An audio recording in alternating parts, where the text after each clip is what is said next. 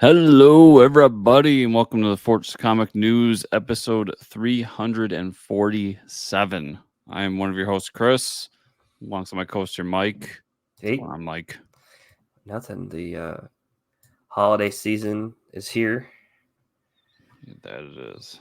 Got a lot of Christmas books out this week. No interviews. You know that means top fives are coming soon.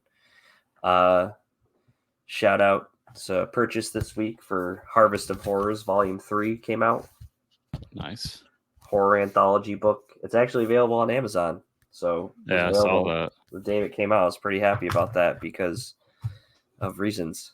I thought it was going to be Kickstarted, but yeah, it came out on the publisher website as well. So it's published by It's Antarctic, right? Nope, Caliber Comics. Caliber, okay. Yep. Shout out to Peter Brow that was on the show up in the Great White North.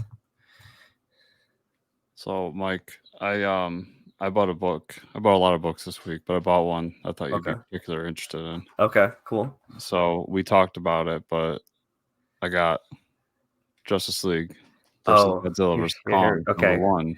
Open up the book for everybody to hear. So this is the Justice League Godzilla versus Kong special edition book with a computer chip. When you open it, it should do Godzilla's roar, right? Oh, there it goes. Oh. Wow.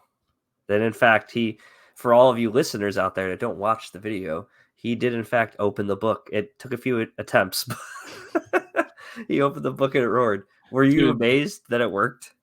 Oh yeah, because I got it and I immediately did it in the shop and it worked first time. Do you think that comic shop owners are like, I fucking hate my job this week? Because everybody's been doing that. They walk up to the counter, they're like, if I have to hear Godzilla roar one more goddamn time. Well, it's polybagged. Oh, wow. So I kept making the joke because the guy who owns our store is so anti CGC or any of that stuff. Right. And I was just giving him shit. I'm like, well, I can never open it. He's like, why? He's like, it's polybag, man. It's gonna be worth millions. You gotta buy 2 issues now. You gotta get polybagged version in. Yeah, like the joke is Death of Superman was polybagged, and that shit is not worth anything. Not worth shit. Yeah. Yeah. No. But I had to confirm that exists for you. Yeah. Wow. Thank you. Now I can go out and go hunt for my polybags. Apparently, there's 2.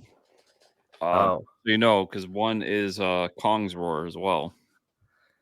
Oh, if I got Kong's Roar, I'd be pissed. I think they're different covers. So, okay. This one has Godzilla on it, but not Kong. So okay, it has Godzilla. Yeah, it's a really good cover. And I think the Kong one has Kong. I think the cover, because I bought the physicals. When things really interest me, I have to buy physicals for it. I really like the covers, I'll get them. So yeah. Yeah, that's cool. That's cool shit. Yeah. Oh, this was a little fun purchase. So I don't actually pay for Barnes and Noble. We're just filling time here, folks. Filling time. Pulling it out of thin air behind me here because the bookshelf is behind me. I did make a certain Christmas purchase in Barnes and Noble, and I don't pay for the Barnes and Noble monthly subscription. My brother-in-law does, and I kind of just mooch off him. There's a Barnes and Noble monthly subscription. Yeah, well, it's it was like $5 a month. It's been around for years, but you get 10% off all books. Okay. And not just books, everything at Barnes and Noble. So the Starbucks drinks, the Lego sets, the Magic cards, like everything that they sell. So it's a pretty good deal.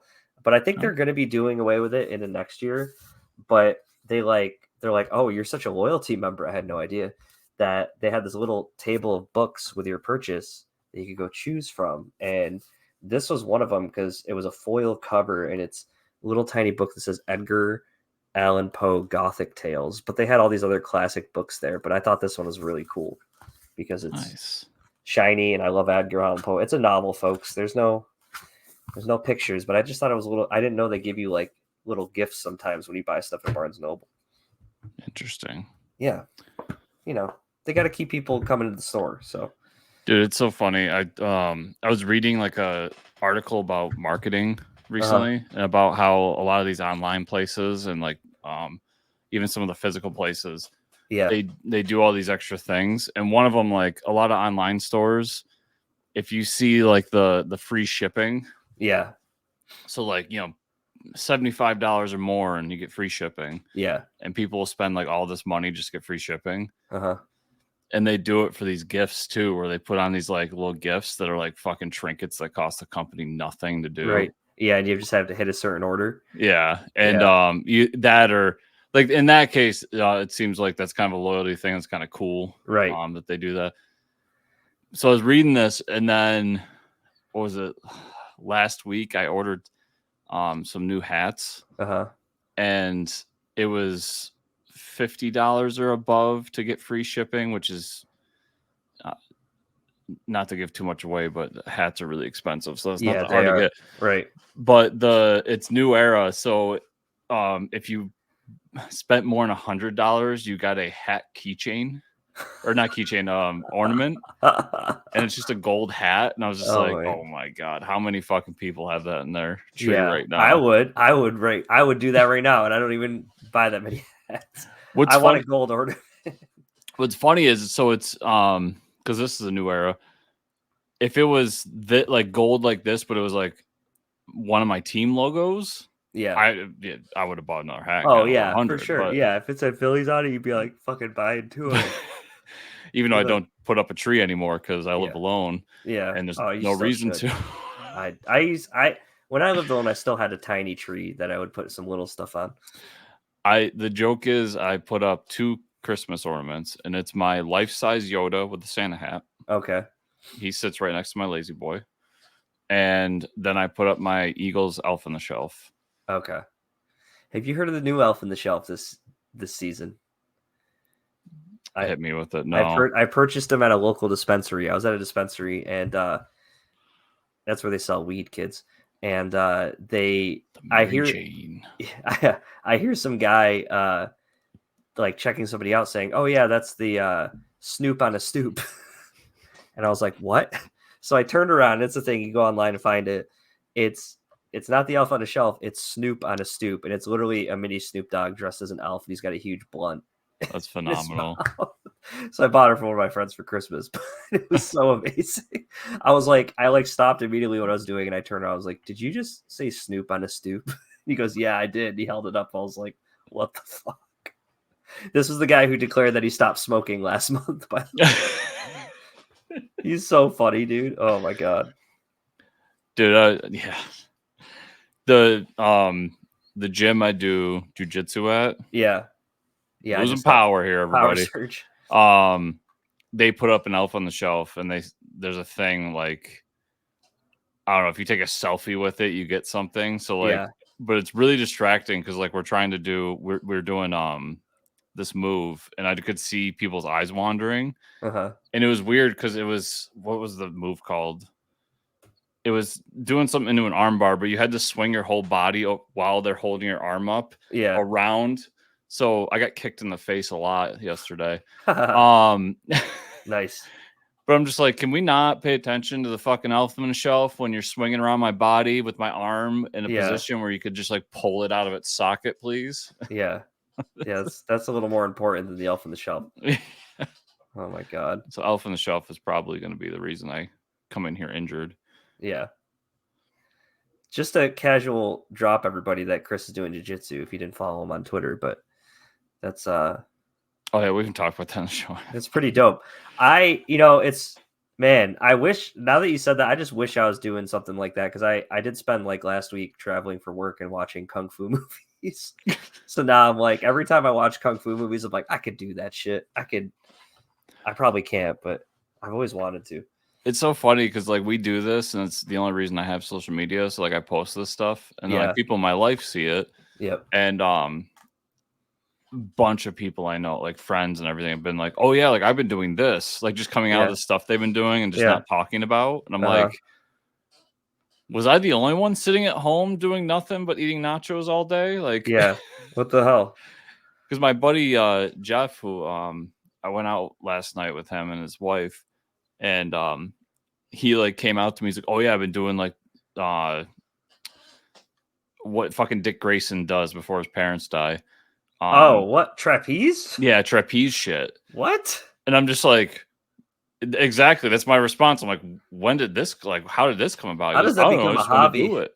Oh my god. And he's like, he's probably your age, a little bit Yeah. younger than me, but not much. And yeah, it was funny. I'm like, so weird. Like, apparently I was the only lazy piece of shit in my life. Nobody just wanted to tell me. They want me to feel bad about it for all those years. Going to work, getting up and going to work is enough work in itself, man. I don't need to be flying around on trapeze.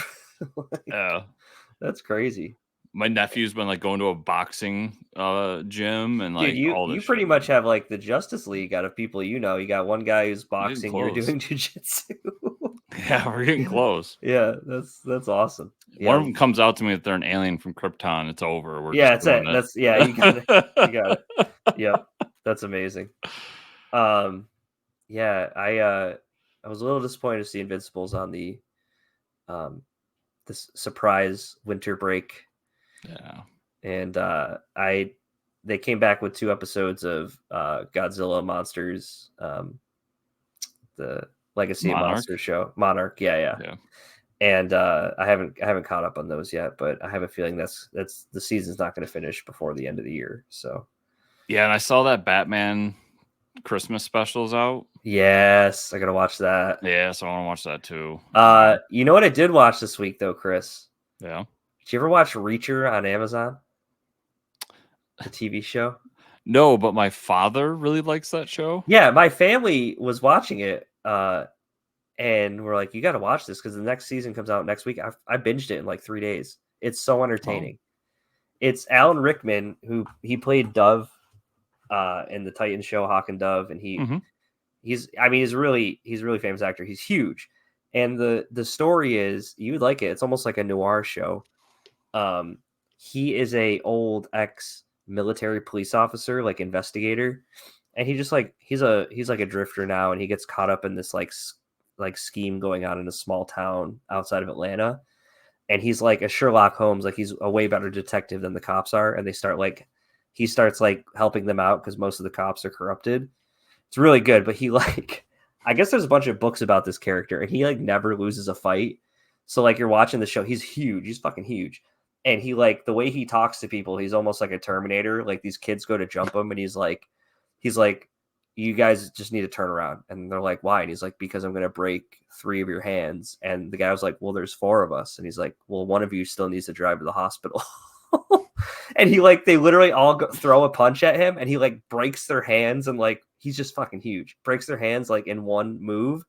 And then the 4th guy's like, I can drive to the hospital. I can drive to the hospital. Like runs away. But it's just like super cheesy like that. And I guess it's even worse in the books. Like when he fights people, it's like he's not even trying. And in the show, like he's almost like a Terminator, but they do make him more human like. It's ridiculous. It's very entertaining. Awesome.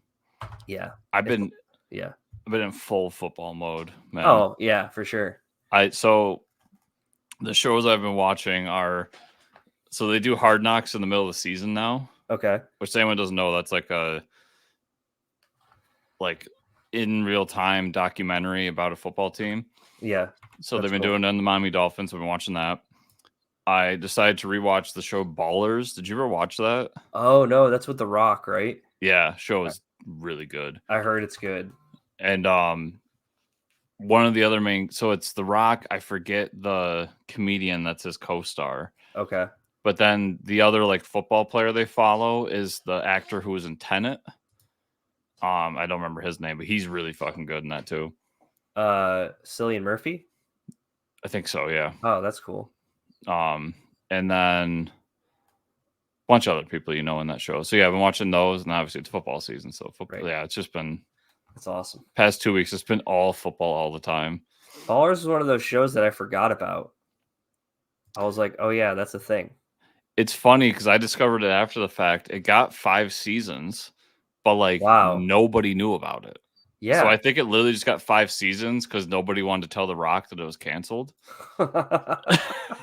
That's like you go in and tell them I can't go in. They go in and tell them they're like somehow we got another season. We got it. The Rock's just like I'll pay for it out of my pocket. I don't care. Exactly. It's Rob Corddry. That's who is the co-star. Oh, okay. Yeah. Yeah, that was one of those shows I just wanted to watch it because like I want to see how they fit The Rock into a suit. is when I never, very tightly. Yeah. Like the dude moves once and he's gonna fucking tear the thing open. And the first 2 seasons, they like pick jokes of the fact that he never wears a tie because he's got, it's The Rock. You got to have like part of his chest showing. Oh my So god. he like buttons down to like here. Yeah. And so his like chest is popping out of it. Because they can't close the shirt. Yeah. It'll rip. You can't put a shirt around that neck. Yeah, what the hell? That's awesome. I gotta watch Ballers though. Yeah. Good show. I recommend it. All right, movie news. Deadline Hollywood reports that DC Studios' James Gunn and Peter Safran have found their Maxwell Lord for the new cinematic universe. The report claims that the longtime collaborator with Gunn and brother Sean Gunn will be taking over the role, will be critical for DC's movie story arc. Wow, that's weird. I don't know about that one. Isn't he the like Ravager actor in the Marvels? Yeah. He's like, he's kind of old to be, and like I always pictured like Maxwell Lord is a very young, like handsome looking guy. And like ripped. Yeah. So unless this guy can like change his, unless Maxwell Lord is going to be CGI'd monster or like a robot, like I don't know. Yeah, I mean it's a report, so it's not official. But if this Yeah. is true, I think this is a big swing and a miss, if you ask me. Yeah. I think he's also Weasel. Just yes, he is. Put that in everybody's head. Yeah. No, and I was reading like he'll be like a Nick Fury-esque character, but for the villains moving forward and all this stuff. So I don't know. Maybe they got a take on Maxwell Lord, but interesting. Yeah. I mean, Maxwell Lord is almost like another Lex Luthor when you think about it. Kind of, yeah. Yeah.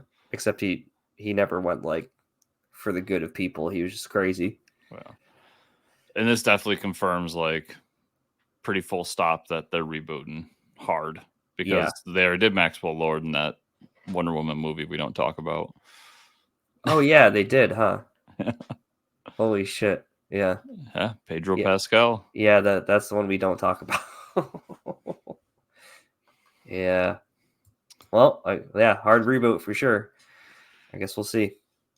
Yeah, like I said, it's interesting. It's fun, like all the reports and stuff coming out now, and they get debunked pretty quick. And this one's been pretty hush hush from what I saw. Also, though, it could have been just like him and his brother having a beer, being like, "Let's fuck with the internet and just put your name out there for Maxwell." Yeah, just to see what they say, you know. Dude, if I was Gunn, that's what I'd be doing. Oh yeah, I'd be fucking with people left and right. Yeah. Yeah, I would just send out like flyers to like Variety and everything, be like, "Oh yeah, like we were thinking about doing Batman, but like he's gonna," and just go on like full spin of like he's gonna be this. Like he'll be a Danny DeVito's looking to play Batman. It'll be Danny DeVito, but it's actually Danny DeVito as a trans man, and he's like, just go fucking nuts with it, and just like sit back and sip my whiskey and be like. Fucking idiots on the internet. Yeah, nobody gets it. Yeah, what the fuck? And then when it comes out, it's like, no, we're gonna get fucking this guy to do it. Chiseled man face to play. Like there you go. I would totally, especially because of all the rumors he's been debunking. He's probably so sick of it. Like, man, I got to answer these dumbass rumors every day. Yeah, and I saw he went on another spiel of like debunking shit. Yeah, much like it's not in the notes, but much like Ryan Reynolds, I can't even tell what's real or not about that fucking Deadpool movie. Oh, I know. He just posts different shit every other day. Yeah, you can't keep track of it. So it just seems like everybody was pent up throughout the strikes. Yeah, because like nothing was happening, and now everybody's I can post nuts. Everything. Yeah. All this. What have I been holding on to for months? Oh yeah, that's happening. This is happening. Because I think the Mickey Mouse picture for Deadpool is fake. Yeah. I don't know. But when I saw that, I was like, that's hilarious. Yeah. And immediately I'm like, I might actually like Deadpool 3. Just based on the image of like Mickey Mouse in the background and Deadpool holding a bag of money. Yeah. It's, you never know. Like, it could be very self-aware. I could see Disney doing that. Marvel Disney being like, why don't we just play into that? I guess Ryan Reynolds wanted to do it. Yeah. Yeah. Don't Disney, mess with the maybe. mouse. I mean, I don't know if you ever look at like when these companies do their like financial reports and everything, but I saw like what they were saying in their meetings and everything, and it's basically just like, yeah, we're not really connecting with people very well. Yeah. And some of it was stuff that like I don't want to get into, but they basically admitted that like what they're doing isn't working. So it could be that they're like, just Ryan, just do whatever you want, make us look good, please. Yeah, just make a Deadpool movie that you'd want to watch. We just need Deadpool to end up in the MCU at the end of this. That's all that matters. Yeah, just some shit in between, and he just shows up. Yeah. So we're getting the comic news now. This is pretty interesting. When I did see this, Mark Millar announced a big change for his imprint Millarworld and its future. For over a decade, all of Millar's books have been published in Image Comics, and before that, Marvel Comics imprint icon. And starting in 2024, all of his titles will move to Dark Horse. All new series will be printed, starting with a new Nemesis title called Nemesis Rogues Gallery, and they'll be reprinting previous series, including a slew of omnibuses. Also, his stuff's being pulled from Netflix too, right? I think like Was he that parted part of ways. it? Yeah, I think he parted ways with Netflix too. I'm not sure though, because I don't know if Dark Horse is associated with any streaming service. Well, I don't think Image is really associated either. Yeah, but I thought like I thought they bought Millarworld. yeah, I thought they bought all his titles. So I think he stated that the stuff at Netflix is going to stop too, but I don't know. I thought I saw that. Let's see. He said on Twitter, huge news. I'm moving the entire Millarworld Netflix catalog over to our friends at Dark Horse. That includes like the whole Netflix catalog, to Dark Horse, which is weird, right? Like, I think just what they purchased. Maybe it was that Millarworld is a shared universe created by the writer to encompass this huge blah blah blah blah. It was sold to Netflix in 2017, and the streaming giant has produced TV shows, several properties including Jupiter's Legacy. And an answer to in answer to a fan question about whether this meant Netflix has parted ways with the imprint, Millar clarified, no. I work as an executive at Netflix, and they own the entire Millarworld catalog. The artist and I sold them to the company in 2017. They own it like Disney owns Marvel, blah, blah, blah. So, yeah. I think the company is just, I don't know why they stated it like that in the beginning, like, or why he stated it, the entire Millar Netflix catalog.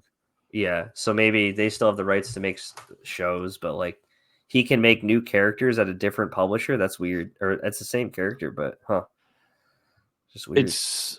It seems strange to me because he sold it all. Yeah. He said then he could sell this again. Well, he's an executive at Netflix, so it makes sense why he'd keep creating for it, because he gains the benefit 3 times over. Right. He does.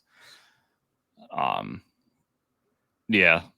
It's interesting. I think Dark Horse is making some big strides. I like that Dark Horse got fucked multiple times over, mostly actually probably entirely by Marvel. By taking Star Wars and then Predator and then Alien, and then the list goes on and on. Right. And they had to shift, and they've done a good job of it with their turning into a creator own. And this is huge. Company. Like, this is I'm gonna be reading every book that they put out of this. So this is gigantic. It's gonna be weird to see that Dark Horse Comics logo on this stuff. But it's cool though. Yeah. For sure. And then this Nemesis book, like, I'm obviously excited for this, as I know you are. Yep. And it's funny because last time we saw him, he was dead. So now it looks like he's being resurrected. He wasn't dead. He was just in the cast. Yeah, he was in the full body cast. So now he's a mummy. And then I was thinking this gives off Lazarus Pit vibe. Yeah, I was literally that's because instead of green, it's red. Yeah. Yep. So I think he's going to find some sort of healing agent to get him back pretty soon. Yeah, he's going to be like Wolverine. Yeah, it looks awesome. I'm excited for it. As am I. Boom Studios announced a new series from writer Kyle Starks and artist Fran Gollin titled Pine and Merrimack. The series will arrive in January of 2024. It's about a former homicide detective and her husband, a former MMA fighter, who open up a detective agency. Interesting. Yes, very interesting. Kyle So Starks is a weird dude, man. yeah, Uh not something I would be interested in. Just gonna say that. I don't know. Like, I think we get Boom stuff, so I'll check it out. Yeah, But I need more than like 2 people own a detective agency to really... yeah, right. You have a fighter and a old cop. Yeah, like what style of I mean, I assume it's gonna be some sort of noir Yeah, that's thing. kind of what it seems like, a noir book. So I'm sure I'll be interested in that alone. But then, what's the hook? Is my question. Yeah, it's got to get you reading more issues. But I've been writing down names, Mike, for 2024, and Nice. with Starks continuing to do stuff, I think it's time to give him a call and get him back on. Get that weird guy on here. This is fun for me. IDW and Toho announced a new. There's a lot of Godzilla stuff coming up lately. New Ology's Godzilla graphic novel coming next year, titled Godzilla Monster Island Summer Camp. Look at that art, amazing. This OGN will be written by Rosie Knight, with art by Oliver Ono, and is about a young girl, Zelda, who is an aspiring cartoonist who goes away to summer camp just to discover the camp is on Monster Island. Awesome. I'm going to read that shit. And then a elf boy named Link saves her. Yeah, right. I think it's hilarious that, like, I'm getting, like, Studio Ghibli vibes from the art. Yeah, 100%. The art's fantastic. Yeah, it's really good. And it's funny because I think a lot of Toho and like Godzilla fans don't like the like Son of Godzilla movie. Yeah. But I fucking love that movie. Oh yeah, people love the Son of Godzilla. Yeah, Baby Godzilla. So it sounds interesting. Like I'll check it out probably if I could fit it into the whole repertoire. But I love the art here. I love that character. I think it's an underused character. Oh yeah. So it sounds cool. Yep, I'm in. He's in. Oh, yeah, I'm in. It's got Godzilla on the cover. Oni Press announced that they have teamed up with Nacelle Company to bring their IP to comics with what they are calling the Nacelleverse. Wow. The first comic announced. Do you know what Nacelle is? It's a production company that owns all these IP. Okay. So think Hanna-Barbera. Oh, I got you. Same idea. Yeah. The first comic announced is one-shot 48-page giant titled Nacelleverse. Number 0 features stories from classics like the Biker Mice from Mars, Roboforce, Sectaris, Power Lords, and the Great Garlo. Dude, are these like the dollar store knockoffs of like all the great cartoons? Yes. This is part of their overall plan to bring these series back to life in many different media outlets. A few have been greenlit for new animated series with the help of Dwayne "The Rock" Johnson and Ryan Reynolds. This is the crazy. Like, these characters just look insane. Did you never watch Biker Mice from Mars? Dude, no, I didn't even know that was a thing. Oh yeah, that was that's like one of those edgy 90s cartoons. Really? When like Street Sharks was coming out. Oh my god. And it was after the boom of TMNT. Okay. Yeah. So I know that one, and I've heard of Roboforce. I've definitely heard of Roboforce. But the other ones I'm not too sure of, and like these images are so funny to me. What the hell? Like, yeah, it's strange. We'll see. I think we're seeing a boom again with like some of these old cartoons, and now that people are like old enough where they're my age, your age, where those cartoons are like making a comeback. Yeah. What the hell? Like, yeah, dude, this is the type of edge that Biker Mice from Mars gave you. That's and amazing. It's just leading to like see what in the market will hit. Yeah. And a lot of the creators, like I'm sure Ryan Reynolds grew up on some of this stuff, and that's why he wanted to do Biker Mice from Mars. Yeah, that's amazing. I'll probably check this out. I will 100% check this out just to see what's going on here. Yeah, some of these characters look ridiculous. Because I would really like. I'm disappointed that Hanna-Barbera went to Dynamite because I don't think that Dynamite's going to like do what DC was doing with them. Yeah, no way. But there are like cartoons that I watched when I was younger that I would like to see get resurrected in some way. Like, oh, for sure. And Biker Mice from Mars was one. I'm like, I remember loving that. Like that, Street Sharks, if those came back, I Yeah. would be all over it just to see like what we're doing with them now. Yeah, Street Sharks was one that I loved. Yeah. But, And I don't know what this dude is here, but yeah, I don't know either. I don't remember. To be fair, if something in here is Biker Mice from Mars and I don't recognize it, it's because I watched it when it was coming out and then moved on to the next thing. So it's not like I'm a huge fan of it. You just remember enjoying it. Yeah, I just remember like this edgy dude right here. Yeah, with the Harley. The Harley on Mars. Nice. It's so funny. And then like, dime store Transformers. Yeah, literally. That's why I said dollar store. You go in a dollar store and they have like the He-Man Transformer knockoffs. It's amazing. And then apparently this dude is the Great Garloo or whatever the fuck he was called. Uh-huh.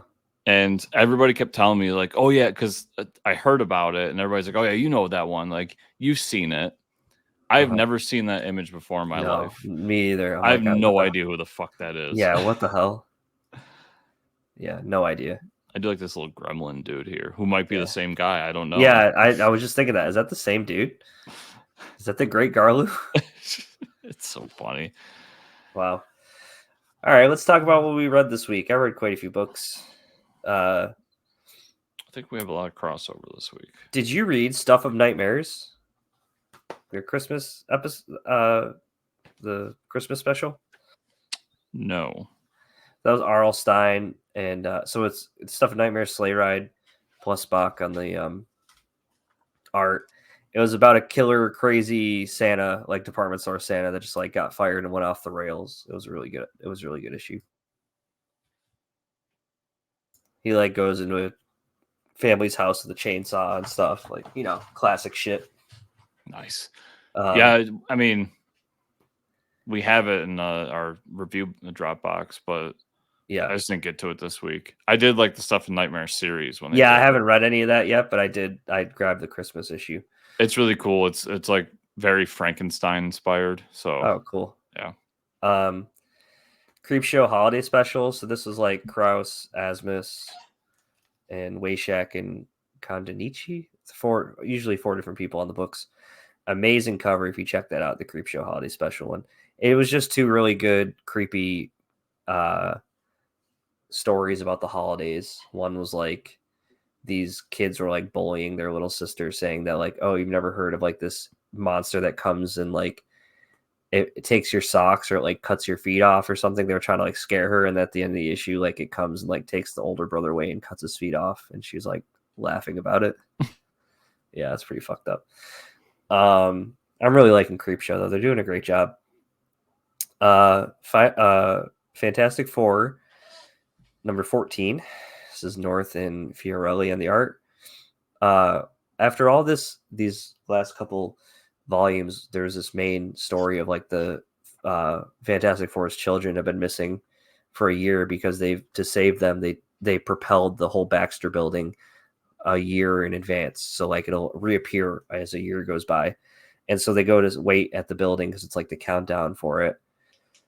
And someone has started like building like onto the area where like you can't build here because the building's going to appear out of nowhere. So they go through this like side quest of there's this like AI app that's on the loose and it's like causing people to do random shit and control the future. So like they take care of that, and then they're like, okay, 10 seconds till the building shows up, and they count it down, and then surprise, the building doesn't show up. So it's like, okay, now what do we have to do to find our kids? And that's how it ends.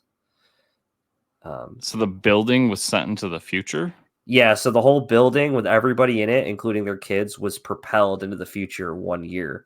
Okay. To save them from like it was about to be destroyed. They're like, okay, we got to save them. So they moved it into the future 1 year. So they're going to, they're waiting. They've been waiting for the year to pass for when they'll show up. Okay. Yeah, it's crazy. That's interesting. Yeah, it's weird. It's Fantastic Four science, The Wrong Earth, We Could Be Heroes, number 2. Tom Perry, Jamal Eagle on the art. So this is good. We get a whole group of Dragonfly people and sidekicks to show up and save the like mayor and the constable who were dressed up trying to be heroes. The they save them, and then what they did is use the mirrors, the dimensional mirrors, to travel all around that Earth and take out all the villains that are in places of power.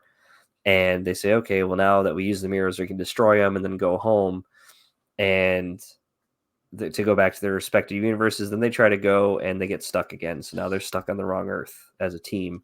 But now they have like a Nightwing character.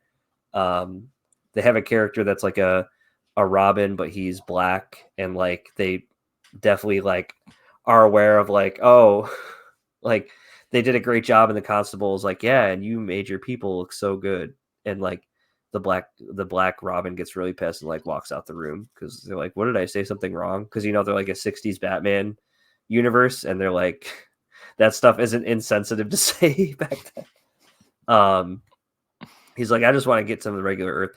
But like, DC did the same thing with Luke Fox and stuff like that. So DC, yeah, not Disney. But I think it's a good issue. That was actually the final issue out of the two. And then we're going to get into another one shot that's coming. All right. So Chris, this whole Titans Beast World shit. Did you read any of those issues this week? No, because I decided with this one, I'm just doing the main series. So you might be onto something here. So let me explain what happens. They give you a list in the issues to read what's next. The next one is Titans Beast World Waller Rising #1 with Brown and Grant. Can I tell you, the art is atrocious. Okay. Okay. The art's really good. I'll say this. I don't believe the artist is not talented. I'm sorry, Grant, but your art does not really work for this book. If you look at their fingers, like he can't draw hands uniformly, and like this whole issue revolves around. I wanted to read it because Val Zod was on the cover. So apparently Val Zod and Red Tornado Lois Lane have been trapped in the Phantom Zone since I forgot when since the John Kent Ultraman stuff. This issue, it revolved around Dr. Hate, so I thought it was going to be like an important issue. It doesn't say like who Dr. Hate was, why Waller hired Dr. Hate, but Dr. Hate's going around collecting people to go into this kingdom. He's like trapping them and sending them to the kingdom. The kingdom seems to be where like the Parliament of Red, and all the parliaments like meet together, but he's been sending heroes there and then using the Parliament of Red to like trap them. So what happens is Waller hires Deadshot. He like thwarts this whole plan. He was going to destroy the kingdom. He doesn't destroy it. Waller traps Dr. Hate all in this issue and thwarts Dr. Hate's plan. So I think this issue was only put in place to be like, okay, we know that there's a Dr. Hate storyline. We're going to put it on ice while this whole Beast World thing resolves. Because you don't see any beasts at all in this issue. You don't see any heroes turning to beasts. You don't see any of that. Whatever. You take it or leave it. It was not an important issue. I was looking at the ones coming out this week, today, as you're all listening. And there's been previews up of them and everything. One's Titans Beast World Gotham. And it's literally just like, these characters you like? Here they are, but they're hybrid animals now. So it's like, it's Batman, but he's a bat. And it's like, okay. Yeah. It's so like, I don't know. There was no animal hybrids in this issue. And then we get to the issue with, so I was starting to read it, Titans Beast World Metropolis #1. And I opened it up and it immediately says the events of this book take place after Beast World issue 2. Beast World issue 2 does not come out until next week, Chris. So I immediately closed the book and said, well, I'm just going to wait until next week to read this issue. Why would you have this issue come out before that issue? It's very confusing the way they do that. I will give them credit, though. At least they said that in the front of the book. Yeah, that's true. They usually do that at the end of the book, and I'm just like, why did you spoil a book for me? Yeah. So I immediately closed the book because I don't want to know what's going to happen if they're going to reference things in issue 2. Yeah. Makes no sense. So I was like, I'll just wait. Which I think comes out this week. Today, as you're all listening to this. Yeah, it's a weekly thing, so, or every other week. But anyways, Batman, Santa Claus, Silent Night #1, Parker and Bandini. Yes. I really love the issue. They go with the whole like Santa and Krampus are like magical, mystical people. that are both trapped on Earth. One likes to terrorize kids, one likes to give kids toys. And there's also like other mystical beasts that Santa is in charge of like capturing and slaying.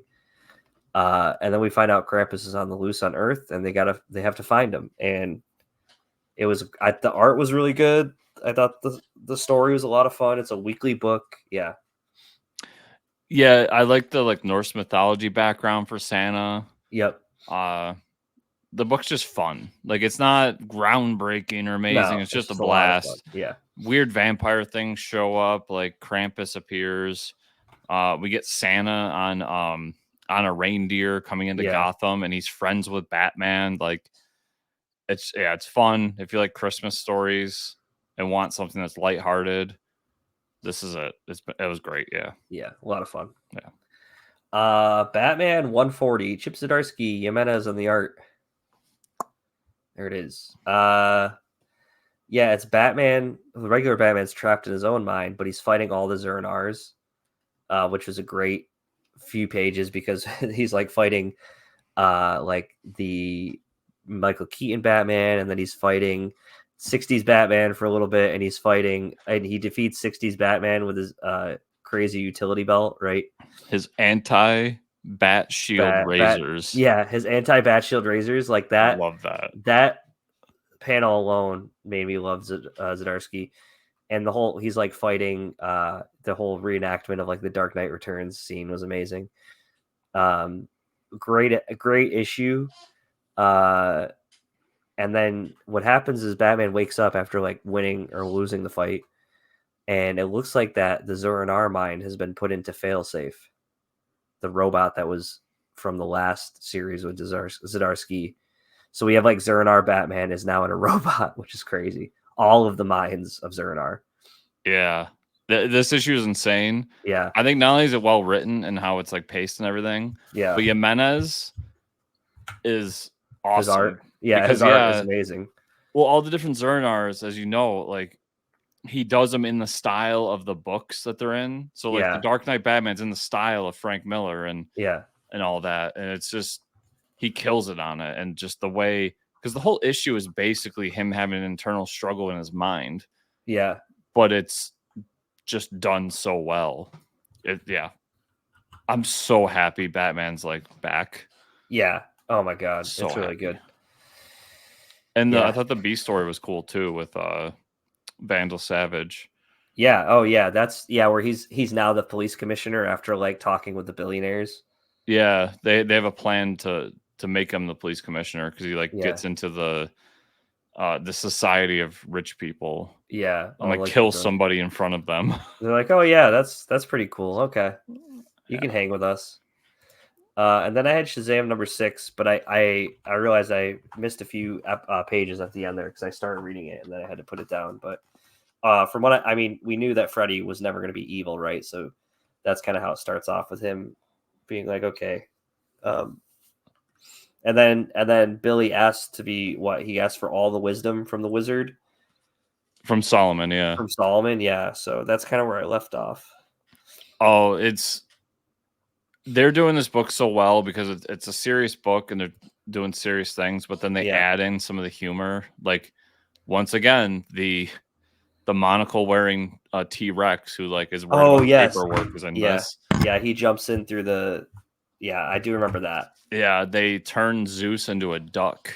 Yes. And the way it ends, like he gets the wisdom from Solomon, which helps him defeat the gods.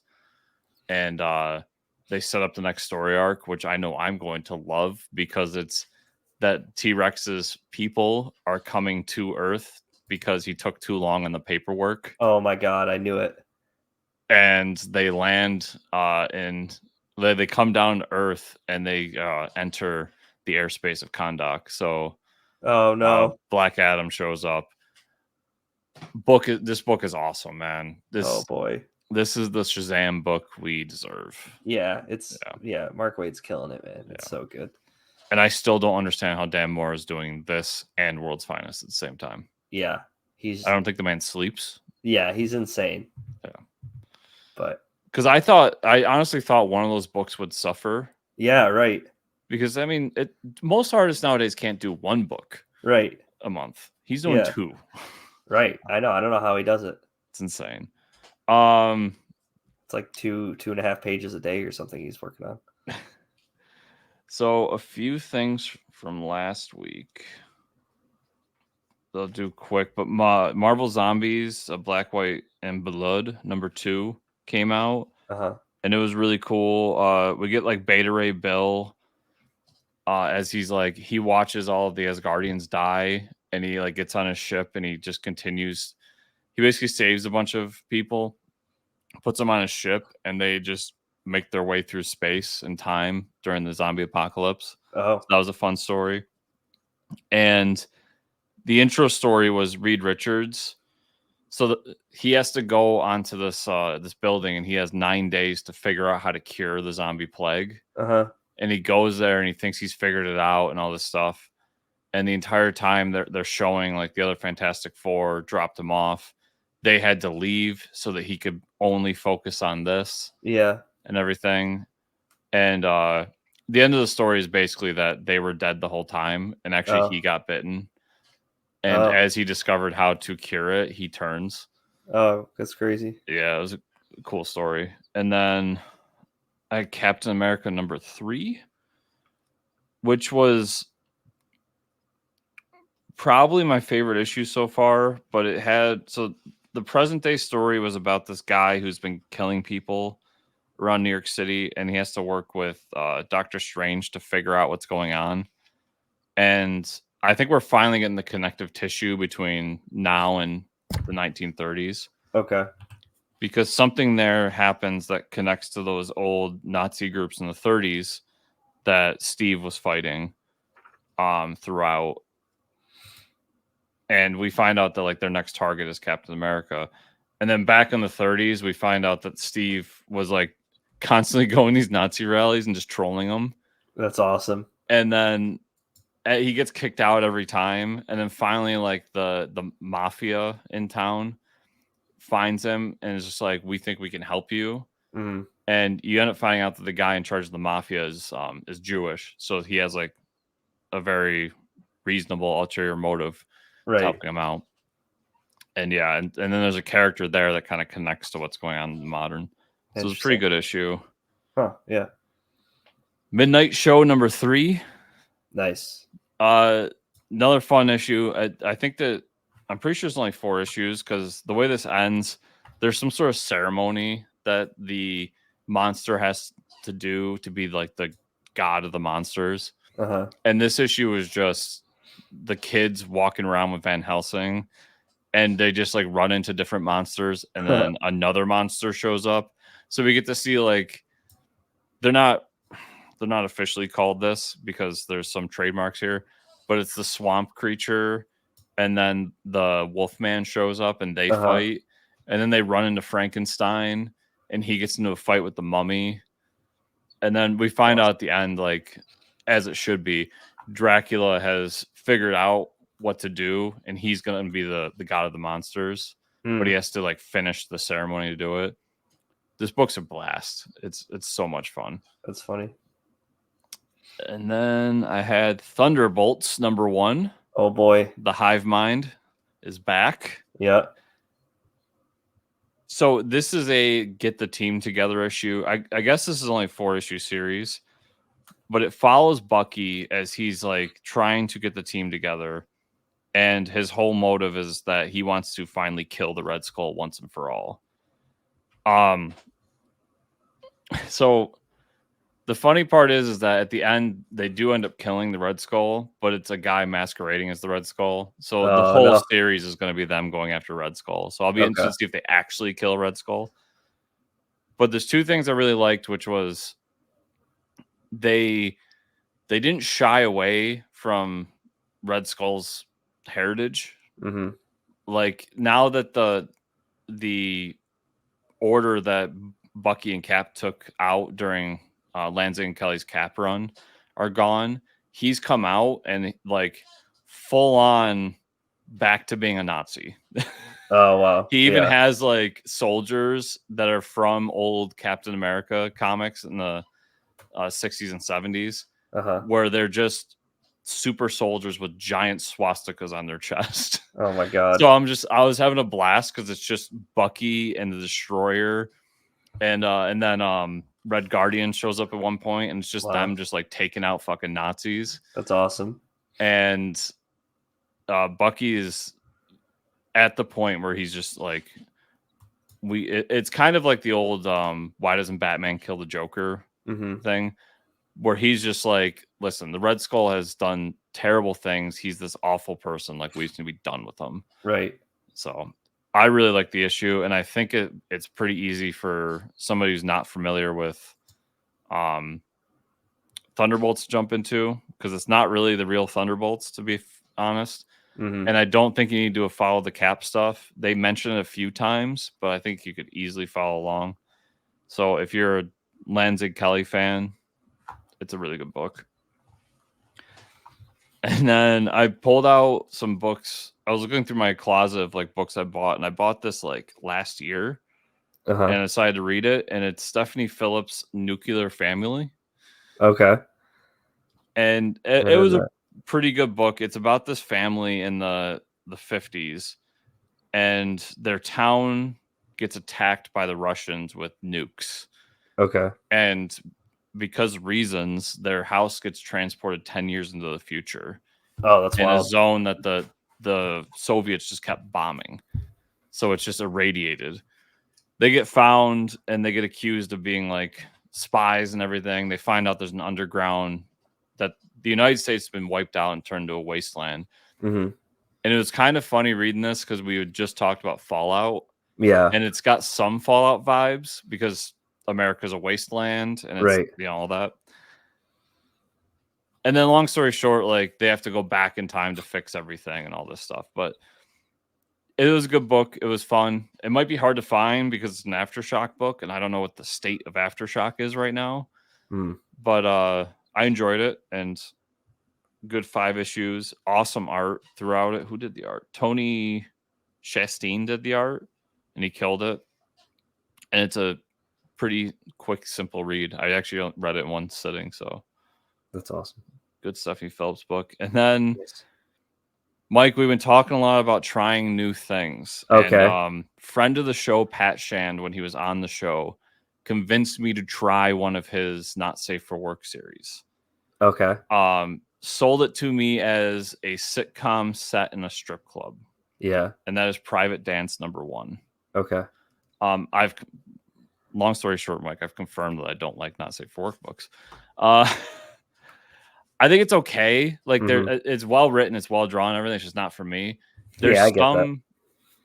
So there's some sitcom-y things. Like we follow this character, it's her job, so it's like a workplace comedy, kind of the weird stuff that happens. I'll say, I don't know about you, Mike. I'm not much of a strip club guy, but I have been to a few. And I don't know what ones Pat's been going to, but I'm pretty sure those things aren't happening around here. Because there's a lot of like backroom, grabbing of things and stuff happening. Well, that happens in Vegas, I think. Well, it's set in New York, Mike, so that's why I'm saying. Well, I don't know. I mean, I know they can be very sketchy. Not that I've ever experienced that, but who knows? Yeah. To be fair, I've never, because I don't better ways to throw my money away. Yeah, so I've never paid to go to the back room, but I never have frequented them that much to know that. So, So, like I said, if that's your thing, I don't think it's a bad book. I don't think it's like poorly written or anything. I just think, once again, I don't know. There's something about that. In my storytelling, that's a turnoff to me. So I will not be continuing to read this. Yeah, I get it. It's not really something I care for either. Yeah, but I am happy. I actually was talking to another friend of the show, Travis Gibb, about it, where I feel like every so often I need to dive into these things that I don't normally dive into to see, because as we grow older, we change. And to see if maybe my perspective on them has changed, or if there is something there that I enjoy. And I don't know, maybe in 10 years I'll like nudie comics. I don't know. When you're an old man. Yep. For sure. But Mike, that was everything I read this week. So where can people find you on the internet? You can find me at Fortress Ricker on Twitter. Where can they find you and or the show? You can find me at Fortress Chris on Twitter, and also at Substack at substack.com. I'm sorry, chriscomicscorner.substack.com. I'm going to fuck that up for weeks, so give me a chance here. You'll get used to it. And you can find the show at Fortress Comics _ on Twitter or at fortresscomicnews.com. Best ways to support the show: 5-star reviews on podcatchers. Go on to YouTube, like, subscribe, share, comment down below, and then patreon.com/fortresscomics. Thank you all so much for watching and or listening this week. We'll see you all here next time.